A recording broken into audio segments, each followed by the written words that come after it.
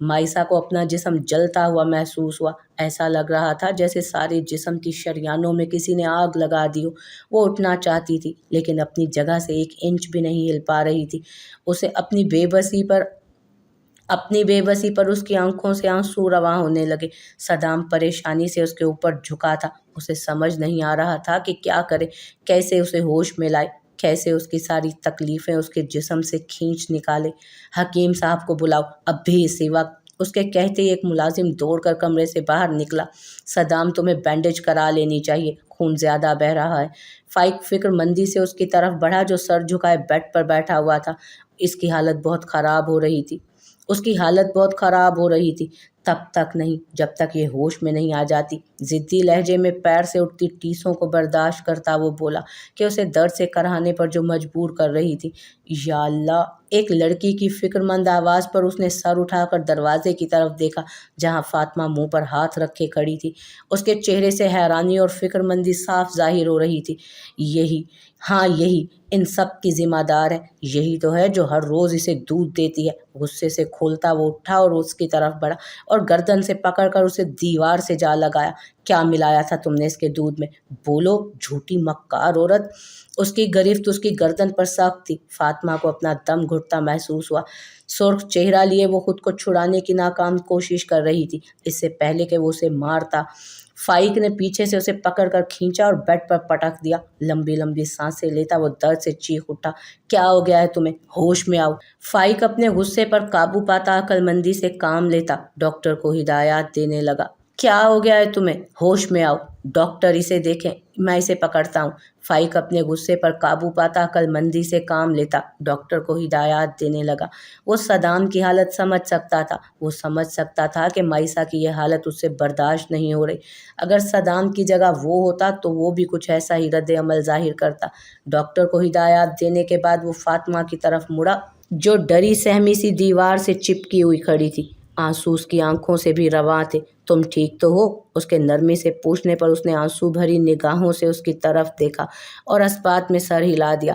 تم اپنی دوست کے پاس کیوں نہیں جاتی؟ جاؤ اس کی دیکھ بھال کرو، اسے تمہاری ضرورت ہے۔ گھبراؤ نہیں، کوئی تمہیں کچھ نہیں کرے گا۔ اس کے یقین دلانے پر اس نے سر ہلا کر مائسہ کے پاس جانے سے پہلے صدام کی طرف دیکھا جو اسے خونخوار نظروں سے گھور رہا تھا۔ فائق صدام کو اچھی طرح سمجھتا تھا۔ ایک وہی تھا جو اس کے غصے کو قابو میں کر سکتا تھا اور دوسرا حمیم تھا جس سے وہ اب متنفر ہو چکا تھا، جو اس وقت اس کے مزاج کے مطابق کمرے میں موجود نہیں تھا۔ اگر تم اسی طرح خود کو اذیت دیتے رہے تو ان لوگوں سے بدلہ کیسے لوگے جو ان سب کے ذمہ دار ہیں؟ ذرا سوچو، اگر تم خود کو نہ بچا پائے تو تمہاری مائسہ کو کون بچائے گا؟ نخرے دکھانا بند کرو اور ڈاکٹر کو اپنا کام کرنے دو۔ ڈاکٹر دیکھ رہے ہیں تمہاری مائسہ کو، میں وعدہ کرتا ہوں کہ وہ جلد ٹھیک ہو جائے گی۔ فائق اس کے سامنے زمین پر بیٹھتا ہوا نرمی سے بولا۔ صدام نے آنکھیں موند کر سر بیڈ کراؤن سے لگایا۔ صحیح تو کہہ رہا تھا فائق، اگر وہ اپنے پیروں پر نہ کھڑا ہو سکا تو وہ کسی قابل نہیں رہے گا۔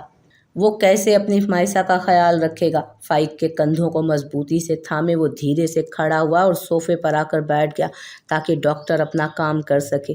بوڑھے حکیم صاحب ملازم کے ساتھ اپنا ساز و سامان لیے اندر داخل ہوئے۔ ان کی کمر جھکی ہوئی تھی۔ یہ گاؤں کے بہت پرانے حکیم تھے، ان کے ہاتھوں میں بہت شفا تھی۔ صدام کو ان پر بہت یقین تھا۔ آخری چیز انہوں نے کیا کھائی تھی؟ پانی میں جڑی بوٹیاں ملاتے ہوئے وہ نرمی سے بولے، ان کی آواز میں مٹھاس تھی۔ میں نے انہیں دودھ میں شہد ملا کر دیا تھا، میں انہیں روز رات کو یہی دیتی ہوں۔ ایک نظر صدام پر ڈال کر وہ خوف زدہ سی بولی، اس کے لہجے میں لڑکھڑاہٹ تھی، جبکہ صوفے پر بیٹھا صدام دانت مضبوطی سے جمائے اس کی طرف متوجہ تھا۔ جو زہر انہیں دیا گیا ہے وہ یقیناً انہی دونوں میں ملایا گیا ہوگا۔ حکیم صاحب کے کہنے پر فاطمہ نے بے یقینی سے نفی میں سر ہلایا۔ یہ ناممکن ہے، میں نے نہیں ملایا۔ مائسہ کا ہاتھ مضبوطی سے تھامے وہ خوف زدہ سی بولی، یہ ممکن ہے، پر بیٹا میں نے یہ نہیں کہا کہ آپ نہیں ملایا ہے۔ اس حویلی میں اور بھی لوگ ہیں، کوئی بھی ہو سکتا ہے اس کے پیچھے۔ جاؤ اچھے بچوں کی طرح مجھے وہ شہد کی شیشی اور دودھ الگ الگ لا کر دو، میں انہیں بھی دیکھ لوں۔ ان کے کہنے پر وہ اٹھی اور جلدی سے باہر نکل گئی۔ اس کے پیچھے کسی کو بھیجو، میں اسے بھاگنے کا موقع نہیں دینا چاہتا۔ وہ فاطمہ پر نظریں گاڑے بولا تو فائق نے پہلے دروازے کی طرف دیکھا، پھر نظریں گھما کر اس کی طرف متوجہ ہوا۔ وہ ایسا نہیں کرنے والی، اس کا لہجہ پر یقین تھا۔ صدام نے گھور کر اسے دیکھا، جس کے ہونٹوں پر دبی دبی مسکراہٹ تھی۔ اگر کچھ الٹا سیدھا ہوا تو میں اس خبیث کو چھوڑنے والا نہیں۔ تھوڑی دیر بعد فاطمہ ہاتھ شہد کی شیشی اور ایک گلاس میں دودھ لیے واپس آئی۔ حکیم صاحب نے پہلے دودھ کے گلاس میں ایک عرق ڈالا اور تھوڑی دیر بغور اسے دیکھتے رہے، لیکن اس کی رنگت میں کوئی تبدیلی پیدا نہ ہوئی۔ پھر یہی عمل شہد کے ساتھ کیا، نتیجہ وہی 0۔ مجھے ان کے کمرے سے وہ گلاس لا کر دو جس میں انہوں نے دودھ پیا تھا، مجھے یقین ہے سراغ وہیں ملے گا۔ وہ جلدی سے بولے تو فاطمہ سر ہلا کر دوڑ کر دوبارہ کمرے سے باہر نکلی۔ آپ اسے کیا پلانے کی کوشش کر رہے ہیں؟ صدام نے مائسا کے منہ میں چمچ کی مدد سے کچھ ڈالتے ہوئے انہیں دیکھا تو جلدی سے بولا، گھبرائیے مت، میں انہیں دوا دے رہا ہوں تاکہ ان کا بخار اندر سے ٹوٹ جائے۔ حکیم صاحب کے بتانے پر صدام نے سر ہلا کر انہیں اپنا کام جاری رکھنے کا اشارہ کیا۔ تھوڑی دیر بعد فاطمہ ہاتھ میں شیشے کا گلاس لیے واپس آئی۔ آپ انہیں یہ دوا پینے میں مدد کریں، تب تک میں اسے بھی جانچ لوں۔ حکیم صاحب گلاس اس کے ہاتھ سے لیتے ہوئے بولے تو وہ دوپٹہ بناتی مائسا کے پاس بیٹھ کر اسے دوا پلانے لگی۔ حکیم صاحب نے گلاس میں وہی عرق ڈالا جو شہد اور دودھ میں ڈالا تھا۔ عرق ڈالتے ہی گلاس کے کوروں کا رنگ گہرا بھورا ہو گیا۔ یہ دیکھ کر حکیم صاحب نے دھیرے سے سر ہلایا اور صدام کی طرف مڑ گئے۔ یہ گلاس میں اپنے ساتھ لے جا رہا ہوں باقی کی جانچ کے لیے۔ زہر کا اثر توڑنے کے لیے میں نے انہیں دوا دے دی ہے، انشاءاللہ کل صبح تک یہ ہوش میں آ جائیں گی۔ صدام نے سر ہلا کر انہیں جانے کی اجازت دے دی۔ اس کے ہاتھ اور پاؤں پر بھی بینڈیج ہو چکا تھا۔ کمرے میں اس وقت ان تینوں کے علاوہ مائسا کے ساتھ اور کوئی نہیں تھا۔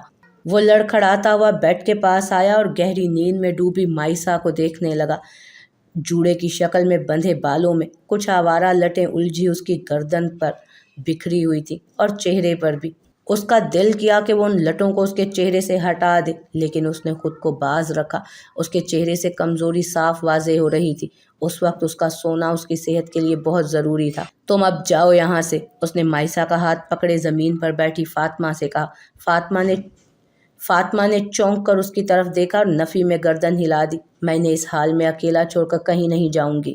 اس کا لہجہ ضدی تھا۔ کیا ساری عورتیں اسی طرح ضدی ہوتی ہیں؟ اس نے غصے سے سوچا۔ میں نے کہا جاؤ یہاں سے۔ اس بار اس کے لہجے میں سختی تھی۔ فاطمہ نے مدد طلب نظروں سے پاس کھڑے فائق کو دیکھا۔ یہ کہیں نہیں جائے گی، تب تک نہیں جب تک انہیں ہوش نہیں آ جاتا۔ بھولو مت کہ تم اب بھی اس کے لیے غیر محرم ہو۔ فائق کے سنجیدہ اور بے لچک لہجے پر صدام کی مٹھیاں بھینچ گئیں۔ اس نے غصے سے پہلے ان دونوں کو دیکھا اور پھر بے سود لیٹی مائسا کو۔ وہ بھی غصہ ہوتی اگر وہ اس کے ساتھ اکیلا رہتا، پر اسے کسی بات کی پرواہ کب تھی؟ وہ ہمیشہ اسی کی رہے گی۔ وہ غصے سے پیر پٹکتا صوفے پر آ کر لیٹ گیا۔ ابھی اس میں زیادہ چیخنے چلانے کی طاقت نہیں تھی۔ صوفے پر لیٹا وہ کچھ دیر مائسا کو دیکھتا رہا، پھر آنکھیں موند گیا۔ نیند کی وادی کو خود پر مہربان ہونے دیا۔ صدام صدام صدام، اس نے دھیرے سے آنکھیں کھولی۔ اس کا جسم اب بھی دکھ رہا تھا، لیکن وہ اب پہلے سے بہتر محسوس کر رہی تھی۔ کمرے میں سناٹا چھایا تھا، ایسا سناٹا جو اسے سکون دے رہا تھا۔ دھیرے دھیرے وہ سب یاد کرنے کی کوشش کرنے لگی جو اس کے ساتھ ہوا۔ منظر دھندلا دھندلا سا تھا، لیکن وہ آوازیں صاف سن سکتی تھی۔ اسے یاد آیا کہ ایک آدمی اس کے ساتھ زبردستی کرنے کی کوشش کر رہا تھا۔ اسے یاد آیا کس طرح صدام نے اسے بچایا۔ اسے سب کچھ یاد آ گیا۔ پیاس کی شدت سے اس کا گلا سوکھ گیا تھا۔ اس نے آس پاس نظریں دوڑائیں تو بیڈ کے پاس فاطمہ کو اپنا ہاتھ تھامے سویا ہوا پایا۔ اس کے چہرے سے تھکن ظاہر تھی اور اس کی ذمہ دار صرف وہ تھی۔ اس نے دھیرے سے اپنا ہاتھ چھڑایا اور بیڈ سے اتر گئی۔ اب اس نے اپنے کپڑوں کا جائزہ لیا تو خود کو صدام کے کرتے میں پایا جو آسانی سے اس کے ٹخنوں تک آ رہے تھے۔ بیڈ کراؤن سے لٹکے دوپٹے کو اس نے اپنے پورے وجود پر پھیلایا اور کمرے سے باہر نکل آئی۔ اس کا رخ اب کچن کی طرف تھا۔ پورے راستے عجیب سے سناٹے نے اسے ہولائے رکھا۔ وہ جلدی سے کچن میں آئی اور گلاس کی تلاش میں نظریں دوڑانے لگی کہ کسی نے اس کے بازو سے پکڑ کر اسے دیوار کی طرف کھینچا۔ اس سے پہلے کہ وہ چیختی، ایک ہاتھ مضبوطی سے اس کے منہ پر جم گیا۔ اس نے آنکھیں پھاڑ کر اندھیرے میں دیکھنے کی کوشش کی تو دو جانی پہچانی آنکھیں اسے اپنی طرف متوجہ کر رہی تھی۔ تم اپنے بیڈ سے نکل کر یہاں کیا کر رہی ہو؟ پریشان سی آواز میں اس سے پوچھا گیا۔ مائسا نے سر اٹھا کر اس کی طرف دیکھا تو اس نے جلدی سے اپنا ہاتھ اس کے ہونٹوں پر سے ہٹا لیا۔ اس نے سر جھکا کر اپنے خوف سے دھڑکتے دل کو سنبھالنے کی کوشش کی۔ کچھ لمحوں کے لیے تو اسے ایسا لگا کہ وہ خوف سے ہی مر جائے گی۔ اس نے سوچا کہ یہ وہی لوگ ہیں جنہوں نے اس کے ساتھ اس گھناؤنے واقعے کو یاد کر کے اس کا جسم لرز گیا تھا۔ لیکن سامنے حمیم شاہ تھا۔ مجھے پیاس لگی تھی، دوپٹے کو درست کر کے اس نے دھیرے سے کہا۔ حمیم شاہ نے نظریں جھکا کر اس کی طرف دیکھا۔ کتنی کمزور اور ٹوٹ پھوٹ کا شکار لگ رہی تھی وہ۔ ایک رات نے اس پر کتنا ظلم کیا تھا، وہ اس کی اندرونی حالت کو سمجھ سکتا تھا۔ اس کا دل کیا کہ اسے اس ماحول سے نکال کر کہیں دور لے جائے، اس کے سارے غم دور کر دے، اسے خود میں چھپا کر اس ظالم دنیا سے اوجھل کر دے۔ رکو، میں لا دیتا ہوں، تمہیں اس وقت اکیلے باہر نہیں نکلنا چاہیے تھا۔ تمہارا بخار اب کیسا ہے؟ فکر مند لہجے میں کہتا وہ آگے بڑھا اور ریک سے ایک گلاس اٹھا کر پانی بھرنے لگا۔ وہ اسے دیکھنے لگی۔ آدھے آستین کی ٹی شرٹ میں اس کا کسرتی بازو صاف ظاہر ہو رہا تھا۔ اس کی آنکھوں میں نرم گرم سا تاثر تھا، جبکہ ہونٹوں پر خوبصورت سی مسکراہٹ لیے پانی کا گلاس وہ اس کی طرف بڑھا رہا تھا۔ پتہ نہیں، میں نے چیک نہیں کیا۔ پانی کا گلاس اس کے ہاتھ سے لے کر ایک ہی گھونٹ میں پورا حلق سے نیچے اتارنے کی وہ کوشش کرنے لگی۔ اسے احساس نہیں تھا کہ کتنی پیاسی ہے وہ۔ اور چاہیے؟ حمیم شاہ نے مسکرا کر گلاس اس کے ہاتھ سے لے کر پوچھا۔ اس نے نفی میں سر ہلایا۔ نہیں شکریہ۔ گلاس واپس رکھ کر وہ اس کی طرف آیا اور اس کے ماتھے پر ہاتھ رکھ کر بخار چیک کرنے لگا۔ وہ اس کے اتنا قریب پہلے کبھی نہیں آیا تھا۔ اس کے وجود سے اٹھتی کلون کی دل فریب خوشبو اسے الجھن کا شکار کر رہی تھی۔ بخار تو تقریباً ختم ہو چکا ہے، تمہیں بھوک لگی ہے؟ چائے پیو گی؟ اپنا ہاتھ اس کے ماتھے پر سے ہٹا کر اس نے پوچھا تو اس نے چاہتے ہوئے بھی نفی میں سر ہلا دیا۔ حمیم شاہ بالکل ویسا ہی تھا جیسے اس نے اپنے خوابوں کے شہزادے کو تصور کیا تھا۔ خیال رکھنے والا، عزت دینے والا، محبت کرنے والا۔ صدام کے اندر ان میں سے ایک بھی خوبی نہیں تھی، مگر پھر بھی اس کا دل صدام جہانگیر شاہ کی تمنا کرتا تھا۔ ایسا کیوں تھا؟ کیوں اس کا دل اس درندے کا تمنائی تھا؟ کتنا پاگل تھا نا اس کا دل، عجیب سی خوفناک خواہشات پال چکا تھا۔ شاید مجھے آرام کرنا چاہیے، اپنی سوچوں سے تنگ آ کر اس نے جلدی سے کہا تو وہ سر ہلا کر پیچھے ہٹ گیا۔ ہاں، تمہیں آرام کرنا چاہیے، کل سے تمہاری شادی کی رسمیں بھی تو شروع ہونے والی ہیں۔ حمیم شاہ کے کہنے پر اس نے اسے ایسی نظروں سے دیکھا جیسے اس کے سر پر سینگ نکل آئے ہوں۔ کیسی رسمیں؟ ظاہر ہے شادی کی رسمیں۔ تمہاری اس ہفتے صدام جہانگیر شاہ سے شادی ہو جائے گی، اس نے سرد لہجے میں وضاحت کی۔ مائسہ نے نظریں پھیر لیں۔ اس کی شادی ہونے والی تھی، ایک انجان جگہ پر، انجان لوگوں کے بیچ میں، ایک انجان شخص کے ساتھ۔ اسے خود پر ترس آ رہا تھا کہ کیا ہو رہا تھا اس کے ساتھ، کیسے زندہ رہ پائے گی وہ اس ماحول میں۔ تمہیں صدام نے کچھ نہیں بتایا؟ حمیم شاہ شوق سا اسے دیکھنے لگا۔ بتانے کی کوئی ضرورت ہی نہیں تھی، میرے پاس اس کے علاوہ اور کوئی راستہ نہیں ہے، میری تقدیر اتنی روشن کہاں؟ اس نے روندھی ہوئی آواز میں شکوہ کیا۔ وہ ڈری ہوئی تھی، وہ خود کو ان سب کے لیے تیار نہیں کر پا رہی تھی۔ آنسو اس کی آنکھوں سے بہنے کو بےتاب تھے، لیکن اس کے پاس ایسا کوئی کندھا نہیں تھا کہ جس پر سر رکھ کر وہ رو سکے، اپنے دل کی بھڑاس نکال سکے۔ اس وقت وہ بری طرح ڈری ہوئی تھی، اس کی آنکھوں سے خوف صاف ظاہر ہو رہا تھا۔ حمیم شاہ اسے لیے صدام کے کمرے تک آیا۔ مائسہ نے اپنے ہونٹوں پر زبردستی کی مسکراہٹ سجا کر اس کی طرف دیکھا اور دروازے کی طرف مڑ گئی۔ جبھی حمیم شاہ نے اس کا ہاتھ پکڑ کر اسے اپنی طرف دیکھنے پر مجبور کر دیا۔ اس سے پہلے کہ وہ کچھ کہتی، حمیم شاہ نے اس کے داہنے ہاتھ کی پشت پر اپنے ہونٹ نرمی سے رکھ دیے۔ وہ ماؤس ذہن کے ساتھ دیکھتی رہی، مگر کوئی رد عمل نہیں دیا۔ ایسا کبھی مت کہنا کہ تمہارے پاس کوئی دوسرا راستہ نہیں ہے۔ اس کا ہاتھ نرمی سے دباتا وہ مڑا اور لمبے لمبے قدم اٹھاتا اس کی آنکھوں سے اوجھل ہو گیا۔ آنکھ کھلتے ہی صدام جہانگیر شاہ کا ذہن مائسہ ابراہیم خان کے بارے میں سوچنے لگا۔ ایک لمحے کو بھی وہ اس کی سوچوں سے باہر نہیں نکلی تھی۔ صوفے پر سونے کی وجہ سے اس کا جسم دکھنے لگا تھا، پاؤں اور بازو کے زخم میں بھی کوئی خاص راحت نہیں ملی تھی۔ وہ اپنی جگہ سے اٹھ بیٹھا، اس کا سر بھاری بھاری سا محسوس ہو رہا تھا۔ انگلیوں سے اپنی کن پٹی سہلاتا اس نے گردن موڑ کر بیڈ کی طرف دیکھا، جو کہ بالکل جگہ خالی تھی۔ کہاں چلی گئی تھی وہ؟ پاؤں سے اٹھتی ٹیسوں کو نظر انداز کرتا وہ ایک جھٹکے سے اٹھا اور ملازم کو آواز دیتا کمرے سے باہر نکلا۔ جاؤ دیکھو مائسہ بی بی کہاں ہے۔ اس کے کہتے ہی ملازم سر ہلا کر وہاں سے چلا گیا۔ صدام جہانگیر شاہ کے لیے مائسہ ایک ضدی اور مشکل مرحلہ ثابت ہوئی تھی۔ اس نے اس کو زج کرنے کی کوئی کسر نہیں اٹھا رکھی تھی۔ غصے سے کھولتا وہ کمرے میں آیا۔ ہزاروں طرح کے خیالات اس کے دماغ میں ڈیرا جمائے بیٹھ گئے۔ اس نے اسے بتانے کی ضرورت بھی نہیں سمجھی تھی۔ بی بی جی اپنی ملازمہ کے ساتھ اس کے کمرے میں سو رہی ہیں۔ ملازم کے انفارم کرتے اس کا پارا اور بھی زیادہ ہائی ہوا۔ ملازمہ کے کمرے میں سو رہی ہے؟ کیا وہ اس کی بے عزتی کرنا چاہتی ہے؟ وہ اٹھا اور سرونٹ کوارٹر کی طرف بڑھنے لگا۔ اس وقت اس کی وہاں موجودگی پر ملازمائیں اپنی جگہ خوف سے ساکت اٹھ کھڑی ہوئیں۔ اس نے آگے بڑھ کر فاطمہ کے کمرے کے دروازے پر دستک دی، لیکن کوئی جواب نہ ملا۔ اپنے غصے پر قابو پاتا اس نے دوبارہ دستک دی تو نتیجہ وہی رہا۔ کیا وہ نہیں جانتی کہ اس کو دستک دینے کی عادت نہیں؟ اس نے غصے سے زور سے دروازے کو دھکا دیا، جو زوردار آواز کے ساتھ کھل گیا۔ دروازہ کھلنے پر مائسا اچھل کر بیٹھی۔ صدام کو سامنے دروازے میں ایستادہ دیکھ اس نے جلدی سے دوپٹہ اپنے سر پر رکھا۔ اس وقت وہ اتنی معصوم اور ڈری ہوئی لگ رہی تھی کہ وہ اپنے غصے کو ضبط کر گیا۔ اوہ لٹل جو، تم یہاں کیا کر رہی ہو؟ وہ بے تاثر سے لہجے میں بولا۔ مائسا نے سہم کر حلق میں اٹکا تھوک نگلا اور اس کی طرف دیکھا۔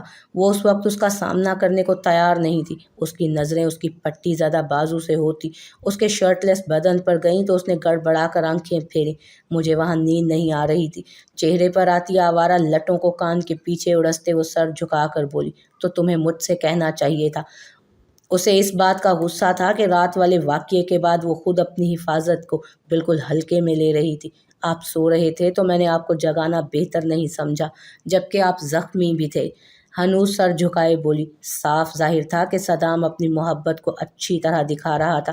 مائسا اپنی محبت کو اچھی طرح محسوس کر رہی تھی، لیکن ان دونوں میں سے کوئی بھی اپنی محبت کا اظہار کرنے سے قاصر تھا۔ آج سے لوگ یہاں جمع ہونا شروع ہو جائیں گے، رشتہ دار وغیرہ، تو خاص طور سے حویلی میں ڈیرا جما لیں۔ آج پہلے تمہاری ہلدی کی رسم ہوگی اور رات میں ہماری منگنی کی خوشی میں سنگیت کی رسم ہوگی۔ لوگ اس شادی کا بے صبری سے انتظار کر رہے ہیں۔ اس کی کالی سیاہ آنکھیں اسے ہی دیکھ رہی تھیں، اس کی طرف سے کسی رد عمل کا اظہار کر رہی تھی۔ مائسا نے جھکے ہوئے سر کو دھیرے سے اثبات میں ہلا دیا۔ اگر سامنے صدام کی جگہ کوئی اور ہوتا تو وہ اس سے جرا کرتی، اپنی ناساز طبیعت کا بہانہ بنا کر شادی کو ملتوی کرنے کی کوشش کرتی، لیکن وہ سر ہلا کر اپنی آنکھوں میں جمع آنسوؤں کو اپنے اندر ہی ضبط کر رہی تھی۔ میں تیار ہو جاؤں گی۔ اس کے دھیرے سے کہنے پر وہ اس بات میں سر ہلا گیا۔ نظریں اب بھی اس کے جھکے ہوئے سر پر ٹکی تھیں۔ وہ اس سے بات کرنا چاہتا تھا، اس کی ناساز طبیعت کا پوچھنا چاہتا تھا۔ وہ اسے اس بات کا یقین دلانا چاہتا تھا کہ وہ ہمیشہ اس کے ساتھ رہے گا، ہمیشہ اس سے محبت کرتا رہے گا، زندگی کی آخری سانس تک۔ وہ اسے کبھی کوئی تکلیف نہیں ہونے دے گا، اس کی آنکھوں میں کبھی آنسو نہیں آنے دے گا۔ لیکن وہ اس سے کچھ نہیں کہہ پایا، شاید اسے اظہار ہی نہیں کرنا آتا تھا۔ اسے سوچوں میں ڈوبا چھوڑ لمبے لمبے ڈگ بھرتا وہ وہاں سے چلا گیا۔ ہلکے ہلکے سروں میں میوزک بج رہا تھا۔ صدام کے رشتے کی ایک بوا مسکرا کر اس کی طرف بڑھی اور اس کے گلابی گالوں پر ہلکے سے ہلدی لگا دی۔ عورتیں اس طرح ہنسی ٹھٹولیوں میں مگن ہلدی کی رسم کو بخوبی انجوائے کر رہی تھی۔ کچھ کی نظروں میں اس کے لیے پسندیدگی تھی تو کچھ کی نظروں میں حسد، تو کچھ اس کی قسمت پر رشک کر رہی تھی۔ یہ ایک روشن دوپہر تھی اور ہوا بھی موقع محل کے حساب سے کافی خوشگوار تھی۔ دیکھنے والوں کے لیے یہ ایک شاندار اور بے مثال شادی ثابت ہونے والی تھی۔ مائسا ابراہیم خان زبردستی کی مسکراہٹ ہونٹوں پر سجائے نیہا سے ہر ملنے والی عورتوں کا تعارف وصول کر رہی تھی، جن سے عنقریب صدام کی نسبت سے اس کا رشتہ جڑنے والا تھا۔ صدام جہانگیر شاہ کا خاندان کافی بڑا تھا۔ اس کے رشتے کی بہت ساری خالہ، پھوپھیاں، دادیاں، نانیاں تھیں، جن کا تعارف وصول کرتے کرتے وہ اب تھک گئی تھی۔ وہ یہاں کسی کو نہیں جانتی تھی، یہی وجہ اسے الجھن کا شکار بنا رہی تھی۔ کس طرح کی شادی تھی یہ؟ کیسے لوگ تھے یہ؟ کس طرح کا یہ فنکشن تھا؟ کیا تم تھک گئی ہو؟ اس کے بازو پر ہلدی لگاتے ہوئے نیہا نے نرمی سے پوچھا، تو وہ ہلدی کی ٹھنڈک خود کے اندر جذب کرتے دھیرے سے اس بات میں سر ہلا گئے۔ دلہن بہت خوبصورت ہے۔ یقیناً اس کی خوبصورتی نے اس صدام کو اپنی طرف مائل کیا ہوگا، ورنہ اس کی خصلت ایسی کہاں کہ ایک چیز پر اکتفا کر لے۔ ماریا کی بات سے باقی عورتیں بھی اتفاق رکھتی تھیں، وجہ جو بھی ہو، لیکن یہ ایک پرائے گاؤں کی لڑکی ہے جسے کبھی ہمارے گاؤں والے اپنائیں گے نہیں۔ صدام کو بہت جلد اپنی غلطی کا احساس ہو جائے گا۔ فائقہ بیگم کے لہجے میں نفرت تھی۔ फाइका बेगम सदाम के बाबा सरदार जहांगीर शाह के बचपन के दोस्त और रिश्ते के भाई बिशारत चौधरी की बीवी थी। उनका और सदाम का ना सिर्फ खानदानी रिश्ता था बल्कि बिजनेस में भी 40% की पार्टनरशिप थी। फाइका बेगम की इकलौती बेटी मलाइका सदाम जहांगीर शाह की बचपन की मंग थी, लेकिन सदाम के इस कदम ने इन रिश्तों में खटास भर दी थी। हमें इस बात की बहुत खुशी है कि इतना कुछ होने के बाद भी आप हमारे यहाँ शिरकत के लिए आई। लुबना बेगम ने उन्हें बाकी औरतों से अलग हो गई लुबना बेगम उन्हें लिए बाकी औरतों से अलग हुई। मैं यहाँ सिर्फ आपके कहने पर आई हूँ, वरना चौधरी साहब ने तो साफ मना कर दिया था यहाँ आने से। वो सख्त नाराज़ हैं आप लोगों से। फाइका बेगम के लहजे में खफगी के साथ दुरुस्तगी भी थी। मैं सब समझती हूँ लुबना बेगम, मेरी बात का भरोसा करें। आपकी बेटी ही सदाम की ज़िंदगी का हिस्सा बनेगी। आप मुझे अच्छी तरह जानती हैं। एक बात जो कह देती हूँ मैं उसे पूरा करके रहती हूँ। मैं उस 2 टके की लड़की को अपने बेटे की ज़िंदगी बर्बाद नहीं करने दूंगी। उनका लहजा ज़िद्दी था।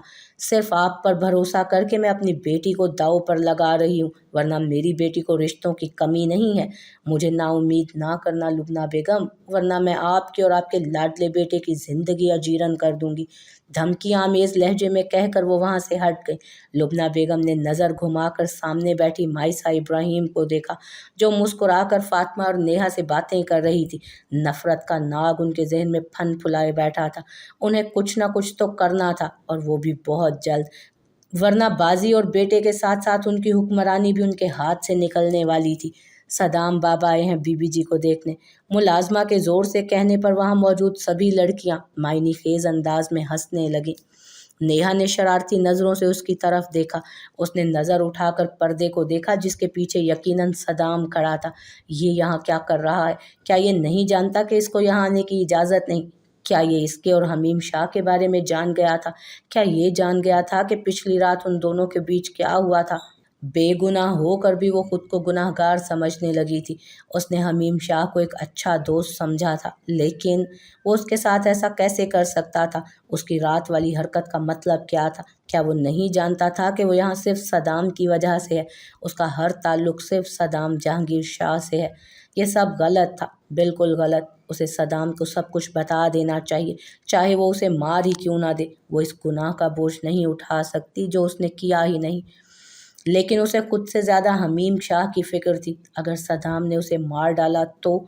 सभी मेहमान खाने के लिए जा चुके थे। सिर्फ सदाम की कुछ कज़न्स ही वहाँ पर थीं, जो कि माइसा को हल्दी लगाने के साथ साथ हल्की फुल्की छेड़छाड़ भी कर रही थी। खाने के बाद सदाम की हल्दी की रस्म अदा होने वाली थी।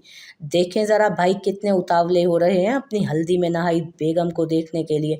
नेहा ने शरारत से उसकी तरफ देख कर कहा, तो पास खड़ी मुलाजमा ने मुंह पर हाथ रखकर अपनी हंसी जब्त की। उस वक्त माइसा उससे मिलने की हालत में नहीं थी। चाहे उसे मिलने की इजाज़त मिल भी जाती तब भी, बिना आस्तीन की लंबी सी फ्रॉक पहने, वो ऊपर से नीचे हल्दी में नहाई हुई थी। उसकी जगह कोई और लड़की होती तो वो इस हाल में अपने होने वाले मियाँ के सामने जाकर उसे डराना ना चाहती। नेहा तुम बस इनसे कह दो कि मैं नहा रही हूँ, वो सब समझ जाएगा। देखो ज़रा भाभी को भाई का कितना ख्याल है। आप परेशान ना हो, मैं उन्हें सबक सिखा कर आती हूँ। दरवाजे की तरफ बढ़ने से पहले नेहा ने उसके गाल पर प्यार भरी चुटकी ली। माइसा इब्राहिम को हैरानी हो रही थी कि ऐसे संगदिल लोगों के बीच में अल्लाह ने इस जिंदा दिल लड़की को कैसे भेज दिया। सदाम जहांगीर शाह दरवाजे के बाहर खड़ा था। उसके अंदाज से उजलत जाहिर हो रही थी। उसे पता था कि उसके पास ज़्यादा वक्त नहीं, क्योंकि कुछ ही देर बाद उसकी भी हल्दी की नहाने की बारी आ रही थी। खुदा सलामत रखे उन औरतों को जो सब कुछ भुलाए गए। पायल की आवाज़ पर दरवाजे की तरफ वो हमतन गोश हुआ, ये सोचकर कि उसकी लिटिल डो है, लेकिन वहाँ माइसा की जगह नेहा थी, जो चेहरे पर बड़ी ही जानदार मुस्कुराहट लिए उसी को देख रही थी। तो भाई, क्या हमारी खानदानी रस्में इतनी ज़्यादा हो गई हैं कि आपके इस बड़े जहन ने ये छोटी सी बात बिल्कुल ही फरामोश कर दी कि अब आप अपनी मानसा से मिल नहीं सकते? मिल तो क्या, देख भी नहीं सकते जब तक कि पूरी शादी नहीं हो जाती। उसके शरारती अंदाज पर लम्हे भर को वो माजी में खो गया। काफ़ी अरसा हो गया था उन दोनों के एक दूसरे को इस तरह परेशान किए हुए। मैंने सोचा कि शायद मेरी छोटी सी प्यारी सी बहन मेरी मिस्कीन सूरत देखकर कोई रास्ता निकाल ले। दिलकश मुस्कुराहट होंठों पर सजाए वो बोला, मैं आपकी मदद कर सकती हूँ, लेकिन इसके लिए आपको बहुत बड़ी कीमत अदा करनी पड़ेगी। اس کے ہاتھوں میں پھولوں کا گلدستہ اور چھوٹا سا ڈبہ دیکھ کر وہ کچھ سوچ کر بولی، منظور ہے۔ وہ جلدی سے بولا، وہ اس موقع کو کھونا نہیں چاہتا تھا۔ اسی بہانے وہ اپنی اس حساس سی بہن کو خوبصورت سا تحفہ دے کر اپنے اور اس کے رشتے میں موجود دوری کو بھی ختم کرنا چاہتا تھا۔ میری مرضی کے خلاف آپ میری شادی کسی امیر زادے سے اس کی زمین اور جائیداد دیکھ کر نہیں کرائیں گے۔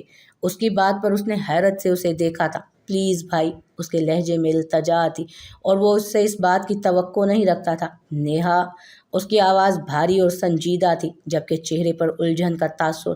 میں نے آپ کی اور اماں کی باتیں سن لی تھیں، میں ابھی شادی نہیں کرنا چاہتی بھائی، پلیز۔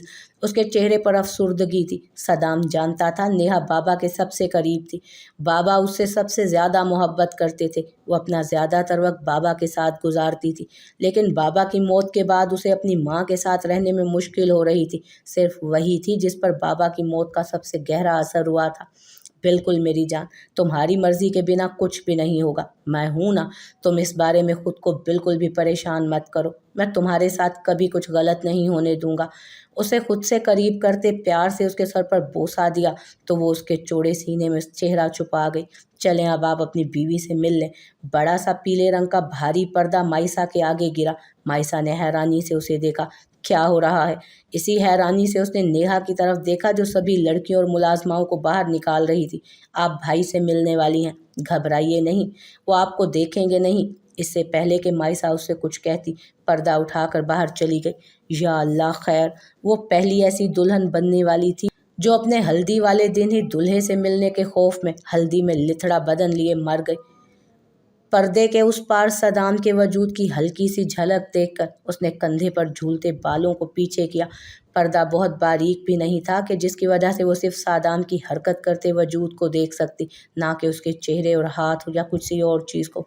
کیا کر رہی ہو؟ میرا مطلب کیسی طبیعت ہے تمہاری؟ صدام نے پردے کے اس پار بیٹھے اس کے خوبصورت وجود کو غور سے دیکھتے ہوئے پوچھا۔ میں ٹھیک ہوں، آپ کی چوٹ کیسی ہے اب؟ ڈاکٹر نے مجھے بتایا تھا کہ آپ کے زخم بہت گہرے ہیں۔ اس کا جواب سن کر وہ یقینی طور پر کہہ سکتا تھا کہ وہ اسی کو دیکھ رہی ہے۔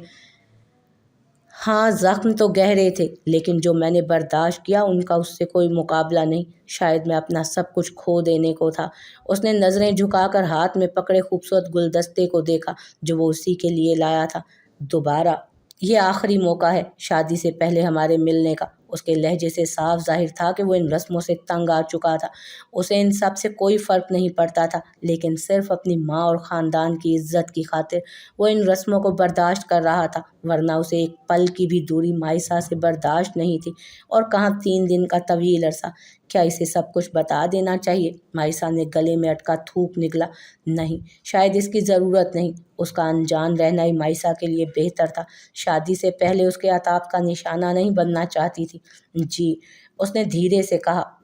کیا تھا اس کے ہاتھوں میں؟ کیا وہ اس کے لیے کچھ لایا تھا؟ اپنا خیال رکھنا اور خود کو آنے والے لمحوں کے لیے تیار رکھنا، ورنہ ایسا نہ ہو کہ مجھے شادی والے دن ہی تمہاری الٹی سیدھی حرکت کی سزا دینی پڑے۔ یاد رکھنا، اس بار سزا بہت سخت ہوگی۔ سخت آواز میں کہتا وہ معنی خیزی سے مسکرایا۔ اس نے سوچا کہ شاید وہ اب بدل گیا ہے، لیکن اس کے جیسا ڈھیٹ اور بدتمیز انسان اس نے آج تک نہیں دیکھا تھا۔ آپ اپنے الفاظ سے مجھے ڈرا نہیں سکتے، اور ویسے بھی میں آپ سے بات ہی نہیں کر رہی۔